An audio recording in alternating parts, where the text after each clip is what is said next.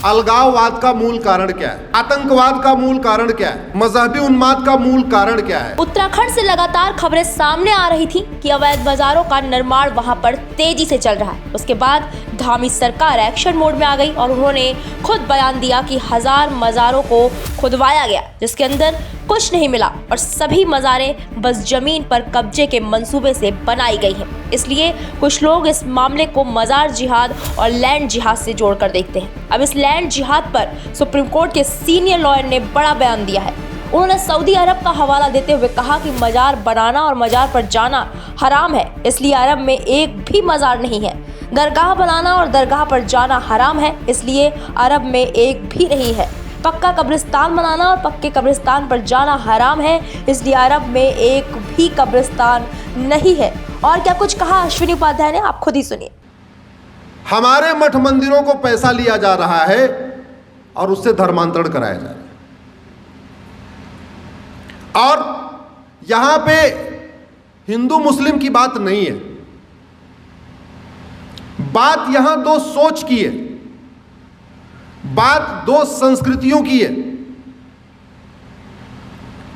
विष्णु पुराण उठा के पढ़िए, नहीं पढ़ सकते हैं तो B.R. चोपड़ा साहब ने एक धारावाहिक बनाया था विष्णु पुराण। सबके घर में स्मार्टफोन है, मैं आप लोगों से निवेदन करता हूं विष्णु पुराण धारावाहिक उठा के देखिए। B.R. चोपड़ा जिन्होंने महाभारत बनाया था, महाभारत तो देखा होगा ना आप लोगों ने, उसी के बाद उन्होंने विष्णु पुराण बनाया था। जो महाभारत में कृष्ण बने हैं वही विष्णु पुराण में परशुराम जी बने हैं।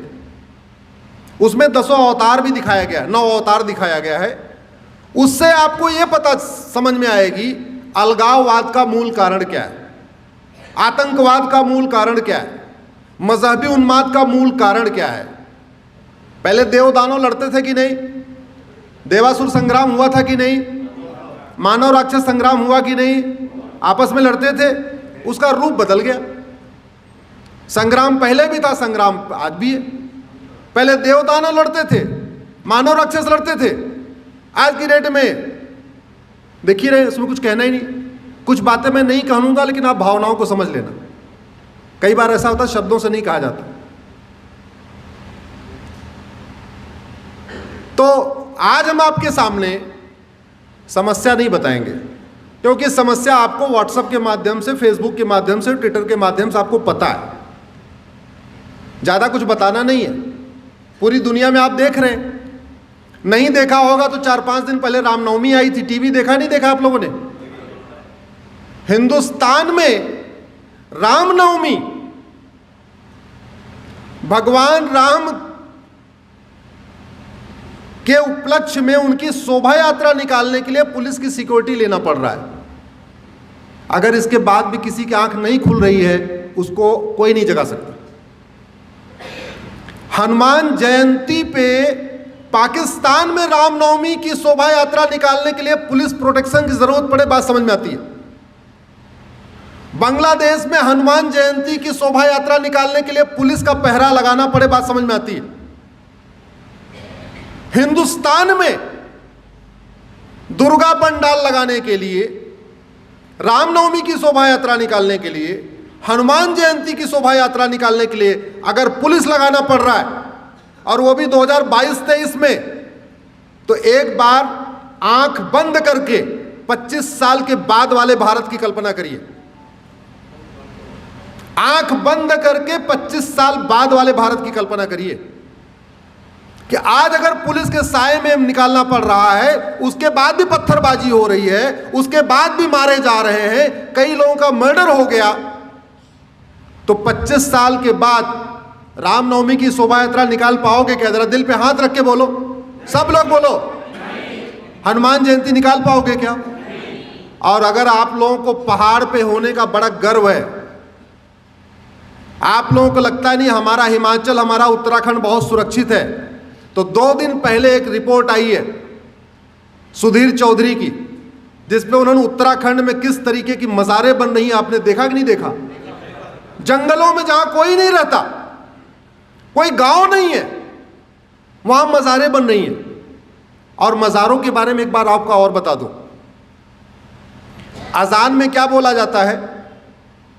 अजान चूंकि आप लोगों को केवल हिंदी आती है, उर्दू नहीं आती, तो आप लोगों ने कभी कोशिश नहीं किया होगा, लेकिन एक बार कोशिश करो कि अजान में बोला क्या जाता है। अजान में यह कहा जाता है दिन में 5 बार या 2 बार जब भी अजान होती है, अल्लाह के अलावा दूसरा और कोई भी इबादत के लायक नहीं, ये बोला जाता है। इस्लाम में अल्लाह के अलावा, खुदा के अलावा और किसी की भी इबादत करना हराम है, बोला जाता है, मदरसों में सिखाया जाता है, कुरान में लिखा है, हदीसों में लिखा हुआ है, अजान में लाउड स्पीकर से बोला जाता है। नहीं तो गूगल ट्रांसलेट करके देख लेना, अजान का मतलब सर्च करना, आपको पता चल जाएगा क्या मतलब उसमें बोला जाता है। अगर अल्लाह के अलावा किसी और की इबादत करना हराम है तो फिर मज़ारें क्यों बन रही हैं, फिर दरगाहें क्यों बन रही हैं? उत्तराखंड में देखते देखते पूरे जंगल के जंगल मज़ार दरगाहें कहां से बन गई।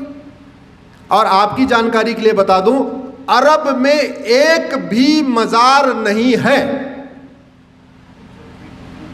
अरब में एक भी दरगाह नहीं है, और अरब में एक भी पक्का कब्रिस्तान नहीं है।